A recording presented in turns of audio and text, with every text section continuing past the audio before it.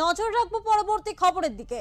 Vote দোরগোড়ায়, হাতে মাত্র আর কয়েকটা দিন। আসন্ন বিধানসভা নির্বাচনকে সামনে রেখে মহেশতলার সবুজ সংঘ মাঠে তৃণমূল কংগ্রেসের উদ্যোগে এক ইস্তেহার সভার আয়োজন করা হয়।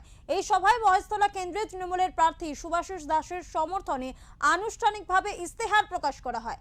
সভায় উপস্থিত ছিলেন মহেশতলার কোঅর্ডিনেটর তথা মগরাহাট পশ্চিমের তৃণমূল প্রার্থী শামীম আহমেদ, মহেশতলা পৌরসভার চেয়ারম্যান ও বিধায়ক দুলাল দাস, ভাইস চেয়ারম্যান আবু তাহের মোল্লা এবং এলাকার অন্যান্য কাউন্সিলররা। এবং মহেশতলা যেটা দেখছেন বা পাচ্ছেন সেটা আপনাদের আশীর্বাদ আমাদের উপরে। এবং মানুষ স্বতঃস্ফূর্তভাবে আজকের যে জনসভা ছিল দেখছিলেন কিভাবে মানুষ ভিড় করেছে।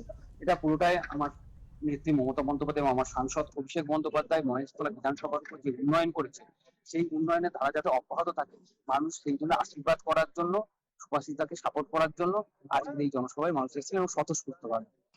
মহেশতলা সবচেয়ে বড় সমস্যা, সাংসদ কথা দিয়েছেন, সাংসদ নিজে বলেছেন যে নির্বাচনের পরে আমরা টোটাল মহেশতলা ওইদিকে তো 9টা ওয়ার্ডের অলরেডি ড্রেনেজ আন্ডারগ্রাউন্ড সার্ফেস হয়ে গেছে।